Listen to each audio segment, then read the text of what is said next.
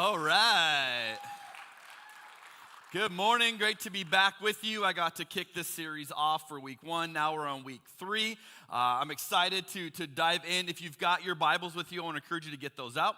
We are going to be in Mark chapter 5. So those of you in the room with me, get your Bibles out. Those of you who are watching or listening online, so great to have you guys a part of this as well. Encourage you to dive into the text as well. We're going to look at this story today as we continue in this series. Now, as you're getting there, I want you to think about how much do you just like ponder who you spend your time with?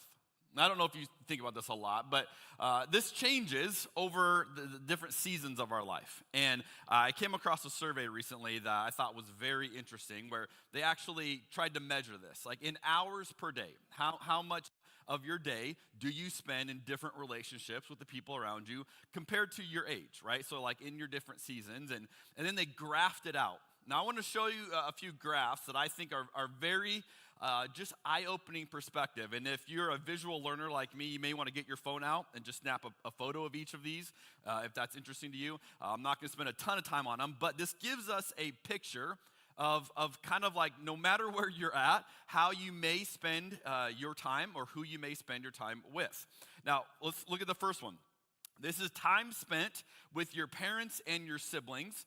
Now, again, you'll see on the left there is hours per day, and then on the bottom is your age, beginning at 15, going up to 85. And so if you look at, time spent with parents and siblings, obviously, as we would expect, this peaks in your childhood and declines after age 20. Okay, so you're going, yeah, that makes sense. That's what you would expect. As you grow up, you launch out of the house and you do different things. How about friends? This is time spent with your friends. Looks actually very similar. This peaks at 18 and then declines sharply to a low baseline. And, some of you are like, yeah, I'm too old for friends. I don't have time for that, right? But this is just what we see, like hours per day. When you're younger, you spend a lot of time with your friends. As we get older, we obviously spend a lot less time than we used to. What about time with children? Now, this peaks in your 30s. Okay, so this is a later thing, and then declines sharply thereafter. So you see stage of life. This is a different stage. When you spend a lot of time with children, that's a little bit later. What about time spent with coworkers? You see there, this is kind of like a range, a steady during the prime working years. So from like 20 to 60, you see a really high balance there. And then again, kind of drops off, obviously, after you're not in that same type of environment with those same type of people. Now, the final two I want to show you are noticeably different than the ones that we've looked at thus far. This is time spent with your partner. Okay, this is be the person you decide to choose to marry, to live your life with. This trends upward essentially until death. Now, this is just one of those reminders. Who you decide to marry, who you decide to partner up with for your lifetime, turns out to be a massively important decision. In case you were wondering, don't just flippantly decide, yeah, you're good enough, or hey, this will be fine. You're going to spend a lot of your life with this person. And if you're young and you're dating, let me scare you into this graph, right? Like, choose your person wisely. As we see all these other relationships, these are trailing off. This one is trailing up. It just keeps building and building and building. As the other relationships in your life go down, this one goes up, along with one other one. They measured time spent alone.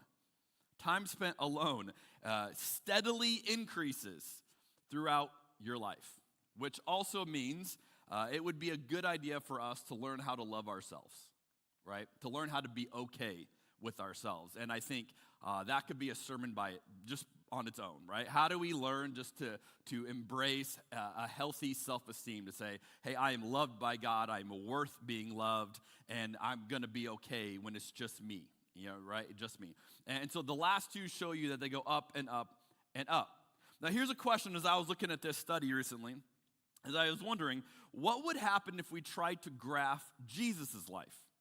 Like, if you tried to put Jesus' life in like hours per day, like, who is he spending his time with? Now, obviously, Jesus didn't live past 33-ish, according to like his physical lifetime. So we'd go, okay, well, that would be a little bit different. You don't have all the data points. But here's what I think we would find, and this is kind of the idea I want to wrestle with today, is that Jesus put himself in proximity with people in messy situations. What you would find is if you were trying to graph Jesus' day, like how many hours a day is Jesus spending time with, who is he spending time with, you would find a disproportionate amount of Jesus' time was spent with people in messy situations. Now, this is different than you and I. You and I, we have some of this, right? But usually it's because we have to. So the people in messy situations in our life are often family members or friends or something that we're relationally tied to. It's usually not just out of choice. Like, hey, we think it would be really fun. Let's just go find some messy people and let's spend our day with them, right? Normally not how you and I work, but what we find in Jesus is that's exactly what Jesus did. Jesus was disproportionately drawn to people with a lot going on.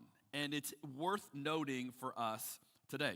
Now, we're going to see a great example with this passage today. So if you're with me in Mark chapter 5, we'll begin reading in verse 1. And I'm just going to walk us through the story. And I want you to imagine how you would react if you were in Jesus' shoes in the story. And if you're anything like me, you'd realize I would not do it the way Jesus did it, right? I would not have reacted the way that Jesus reacted. So Mark chapter 5, beginning in verse 1. So they arrived at the other side of the lake in the region of the Gerasenes. When Jesus climbed out of the boat, a man possessed by an evil spirit came out from the tombs to meet him. This is an interesting setup. This man lived in the burial caves and could no longer be restrained, even with a chain. Whenever he was put into chains and shackles, as he often was, he snapped the chains from his wrists and smashed the shackles. No one was strong enough to subdue him. Day and night he wandered among the burial caves and in the hills, howling and cutting himself with sharp stones. I have picked the perfect Halloween passage for us today. I mean, this is straight out of a horror movie. This dude is living in a graveyard, living in the tombs. I mean, this is like if you were watching the Halloween movie, okay? And just take any Halloween movie. Maybe you've been into them this week, right? If you watch those Halloween movies, there's always a scene, and like in every movie, where they go into somewhere that you visibly and like demonstrably yell at the screen, like, don't go in there, right? Like it's just so obvious, like all these movies. This is that. This is that location that Mark is setting up where you would be yelling at the screen, don't go in there. Like bad things are going to come out of that place. Like this is so obvious, and it's only when you're having a movie plot that these people go, let's go check out this abandoned building. You know, it's like, no, don't check out the abandoned building. This is the scene that Mark is setting up. You have these tombs, and you have this wild man. I mean, this guy is just deranged, it's crazy. They are trying to do everything they can to contain this guy. They chain him, they bind him, and it doesn't even hold. He breaks them. I mean, literally, if this were like in a movie, we'd be like, oh, this movie's gonna be awesome. This guy's gonna go on a killing spree. I mean, like, that's how you would anticipate this story playing out. Now, here's what I want, just to stop here. So you're Jesus in the story. Now, just imagine you're the guy. You walk out and you see this guy coming towards you. What do? You go the other way, right? That's what all of us would do. We'd be like, no, thank you. Not interested in this today. I'm out. Like, I'm going to go to the other place, get back in the boat, do what we got to do. Not today. Not interested in that today, right? You would see a person like this and you're like, mm-mm. Now, we would have great reasoning for doing this. We would say, well, I don't feel safe around this individual, right? That's how we say things like that, which is true. This guy's crazy. He's he cannot be contained. You go, well, he needs help, and I don't think I can give him that help. Yeah, probably right? No one can help this guy. Like, all the reasons you and I might give to opt out would be valid. I mean, all of these, you'd be like, yeah, he's not safe. He clearly needs help that no one can provide for him. Yeah, all these things, and I can't do anything about that. We would excuse ourselves. We would have a nice day. Hope everything's great. I'll pray for you, and then we would be gone. Like, see you later. But not Jesus. And you're going to see like, oh, Jesus doesn't react to this guy the way that, if we were being honest, you and I would probably react to this guy. Go to verse 6. When Jesus was still some distance away, the man saw him, ran to meet him, ready for it, and bowed low before him. There's a plot twist. Did not see that coming. With a shriek, he screamed, "Why are you interfering with me, Jesus, Son of the Most High God? In the name of God, I beg you, don't torture me." Which I would suggest is a weird thing to say to Jesus. Now, again, you may be new to this whole church thing, new to the Bible thing. You're not quite clear on it. You probably don't associate Jesus with torture, would be my guess. Like, that's not an image we often bring together. So for this guy, like, hey, don't torture me, you're like, what? Like, this is Jesus. Like, what's going on here? There's something bizarre going on here. Verse 8, for Jesus had already said to the spirit, "Come out of the man, you evil spirit." Then Jesus demanded, I love that word, "What is your name?" And he replied, "My name is Legion, because there are many of us inside this man." Now, I imagine like that wasn't how he sounded. Like, in the horror movies, like, "My name is Legion." Like, it had to be super deep, throaty voice, right? "My name is Legion because there are many." Again, you and I'd be like, "Check, please. I'm out. Like, gotta go. No, thank you, sir." I don't know about you. A person with one demon would be enough for me. Like, that's enough for me to go, like, this is going to be a day, Let alone, we are many. We go by legion. Now, this is so interesting. Now, a lot of people go, oh, okay, this is like a Roman military word. Legion referred to a group of soldiers, give and take, depending on how you count it, around 6,000 soldiers. Now, I don't think it's actually indicative of there were 6,000 demons, as we'll see in a moment. I think the point is, this isn't a demon, right? This is like, hey, we're an army of demons taking up residence in this guy. Now, again, if you're anyone else listening to this, and the guy says to you, our name is Legion because there's so many demons inside of here, I'm not real interested to seeing where this is going to go next. I want out of this story. I mean, this is crazy, and yet Jesus isn't going to flinch. This is an extreme case, and Jesus is like, all right, let's see what happens next. Verse 10. Then the evil spirits begged him again and again not to send them to some distant place. This is a story, if it wasn't weird enough, it gets really weird. There happened to be a large herd of pigs feeding on the hillside nearby. "Send us into those pigs," the spirits begged. "Let us enter them." So Jesus gave them permission. The evil spirits came out of the man and entered the pigs, and the entire herd of about 2,000 pigs plunged down the steep hillside into the lake and drowned in the water. Now, as if the story weren't weird enough, now you're watching a herd of 2,000 pigs suddenly become demon-possessed and rush off a cliff to their death. I mean, this is just like a bizarre story. Now, let's understand it in the culture there. This is a very Jewish story. By that, I mean you have to understand that in a Jewish point of view, pigs were unclean animals. So the fact that there is a herd of pigs on the scene means you're not in a Jewish area here, okay? So they have gone outside of the comfort zone, right? They're in some other area. They're not around Jewish farmers, and these would not be, it would not be raising pigs. So we understand that, but this is like almost a poetic image to a Jewish person. 2,000 demon-infested pigs dying would have almost been like poetry, right? This like unclean animal with this unclean spirit. Now again, we don't know how many demons were inside Legion. It looks like there were at least 2,000 because that's how many pigs we have, right? So probably at least 2,000. Not sure if there are more, if a few of them are doubling up on these pigs or how that's working. But you have a whole herd of 2,000 of them that go to their death. I love the way that one commentator said it. He said, from a man living among unclean tombs, the unclean spirits transfer to unclean animals. So again, understand this from a Jewish point of view. This is like all of these unclean things like morphing together. This is like when the bad guy like takes on other bad guy things and gets bigger and bigger. Like this is like a whole thing happening. And again, if you're watching, you're like, I cannot believe all of this. I mean, all of this is coming together.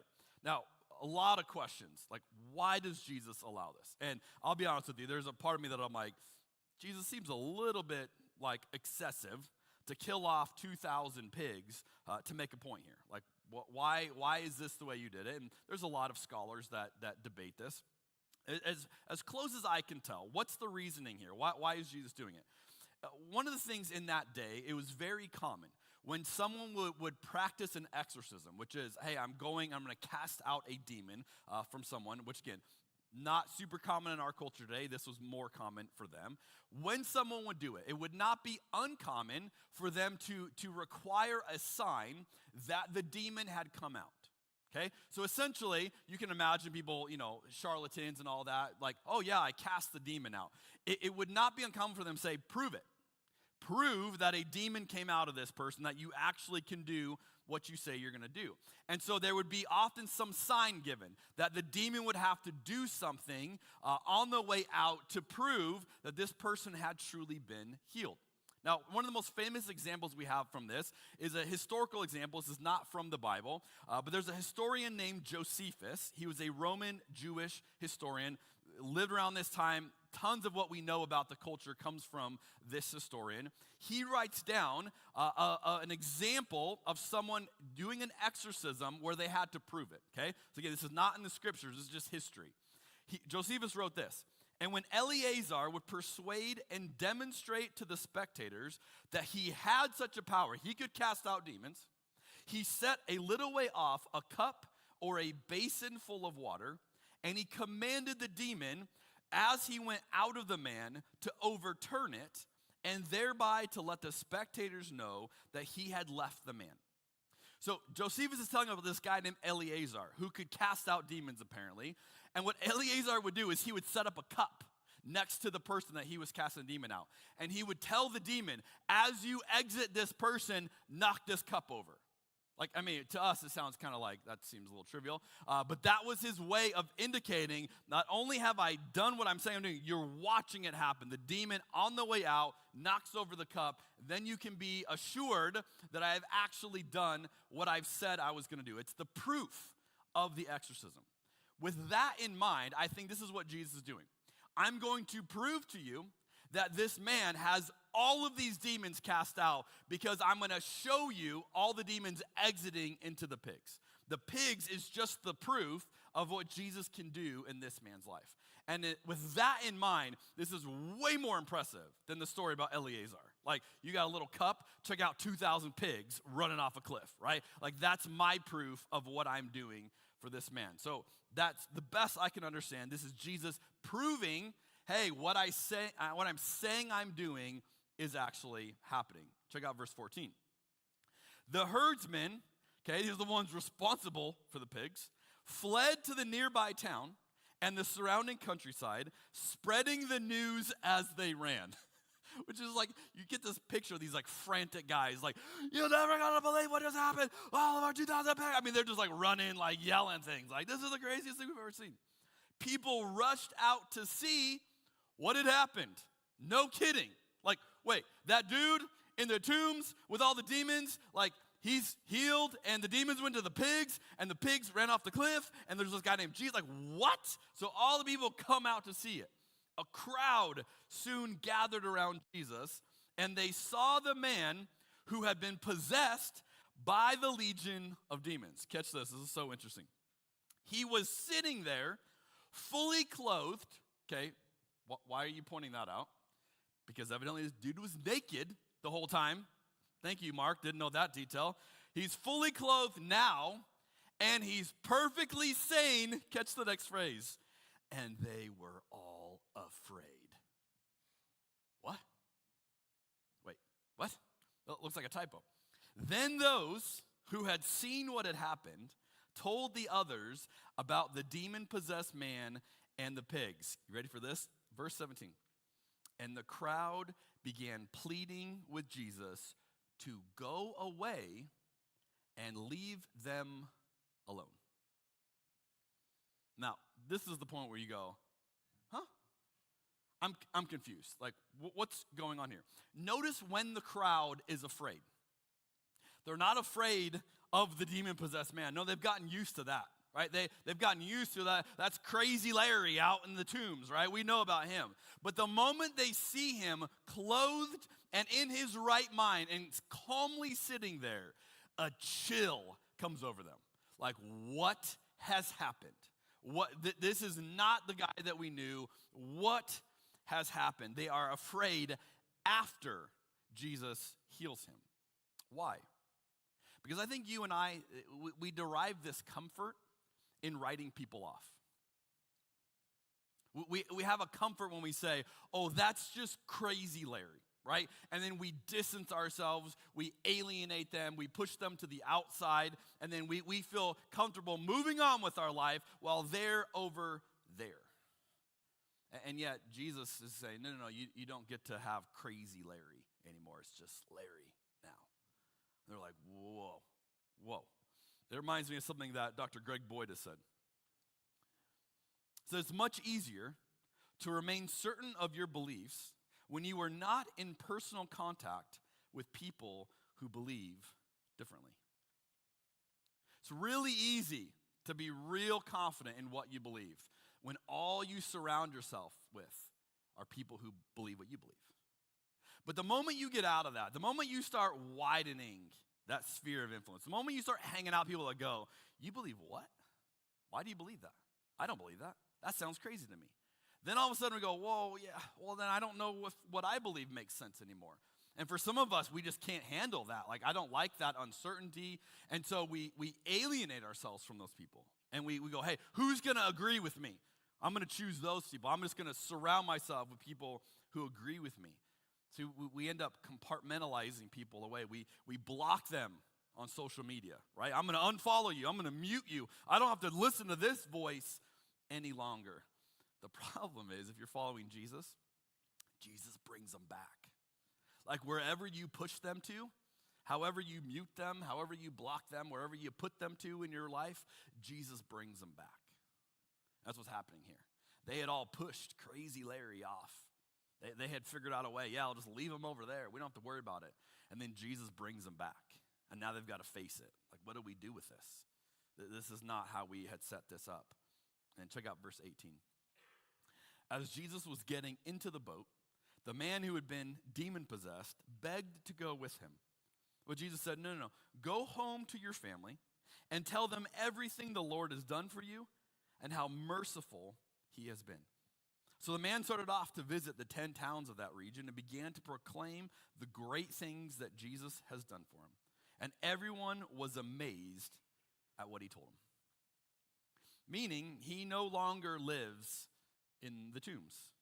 Now he spreads this message about his encounter with Jesus to everybody he meets.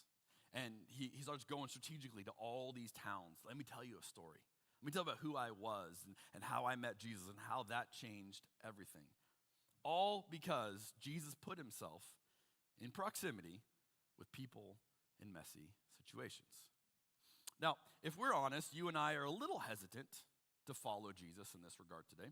And in fact, if you were to consider like, hey, what's really good wisdom when it comes to who you hang out with, we tend to go the other direction. Now, there's a great example of this. I follow a guy on social media. I'm going to disagree with this quote slightly, but I don't actually disagree with the guy. I like the guy a lot, and I understand what he's saying. But this is a great example to me of how we think about this, okay? So this is someone I follow on social media. He says this: you're the average of the 5 people you spend the most time with. Hang around people who eat healthy, you'll eat healthy. Hang around people who are fit, you'll get fit. Make sure you're surrounding yourself with positive influences. Absolutely. I definitely agree that there's a ton of wisdom to that. And so much of parenting is teaching your kids, like, hey, choose your friends wisely, right? Who you spend time with matters. We've seen that. The challenge here is when we take this idea and then we add a moral dimension to it. Okay? So, like, practically, yes, there is wisdom there. But that really easily creeps into this moral explanation of what we're doing. See, we can think that like purity or holiness or being a good Christian means that we hang out with the right people and we avoid the wrong people. Right? And so we go, if I'm going to do really great at this, if I'm going to be really, good Christian, I got to hang out with these people, avoid these people, and then I'm doing my job. Now, well, who are the wrong people? They can be those who don't attend church enough, who don't believe certain ideas that we think everybody's supposed to believe that idea. They don't behave according to certain norms that you think everybody should do that. And so what we end up doing is we avoid them to spiritually elevate ourselves. And this is the problem with much of Christianity today. That I'll avoid you, and that way I'm more righteous. I'm more spiritual. I'm going to be healthier of a person. I'm going to be closer to God because I've alienated myself from you. And the problem is, Jesus did exactly the opposite. He did exactly the opposite. Jesus put himself in proximity with people in messy situations. And Jesus influenced them. And yet today we go, well, how do we do this? I love the way that the psychologist and author Richard Beck has said it. He says that rather than the unclean polluting the clean, we see in Jesus' touch the clean making the polluted pure. Here in Jesus, we see a reversal, a positive contamination. Contact cleanses rather than pollutes. This is a fascinating idea. Positive contamination is a beautiful way of understanding the gospel. That rather than everywhere Jesus goes, oh no, Jesus is going to get defiled, he's going to get unclean, what are they going to do to Jesus? It's exactly the opposite. You see it time and time again as you look at these stories of Jesus. Jesus brings the influence with them wherever he goes. Jesus hung out with all of the wrong people in his day, and he had the reputation to prove it. They go, no, it's Jesus. We think high thoughts of him today. Yeah, you want to know what they thought of him? Here's Luke 7:34.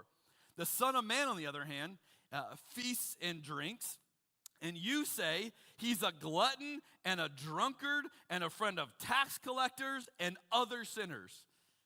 That's a lot of accusations in one sentence. The dude's, eats too much, drinks too much, hangs out with the wrong people. That's what they said about Jesus.